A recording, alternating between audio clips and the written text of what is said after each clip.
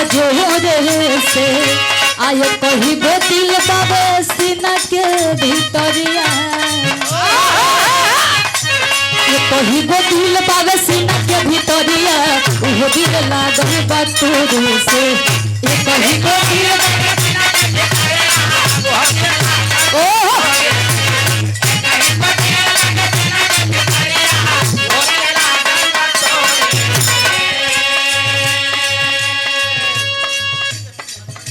और देखे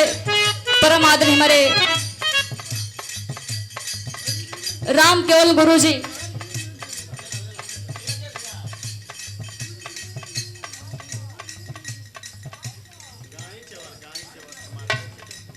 और ये देखे परम आदरणीय हमारे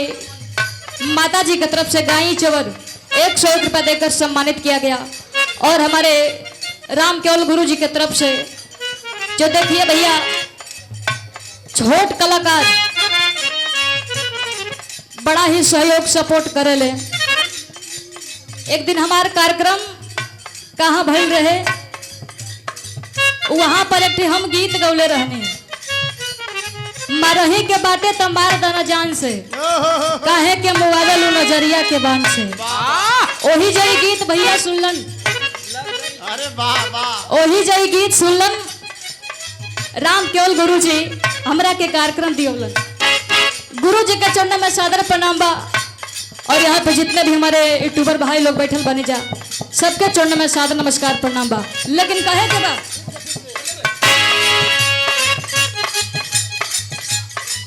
उपरने कहा था और गुजरले नजरी से चमक गुजरिया धड़केला जोरे से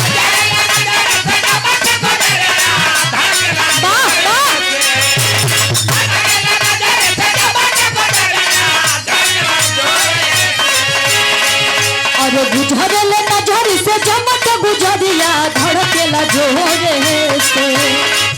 अरे ये कही गो दिल बाबे सीना के भीतरिया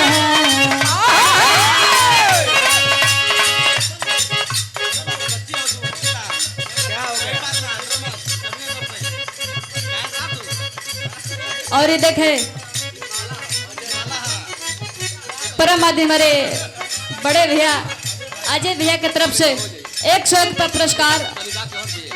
और पंखुड़ियों में गुथा हुआ पुष्पहार भैया के चरणों में नमस्कार सादर प्रणाम। हिला के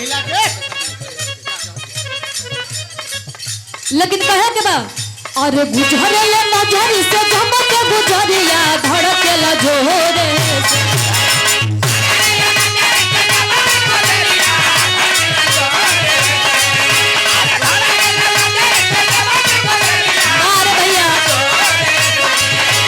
गुजरले नजरी से चमक गुजरिया धड़केला जोरे से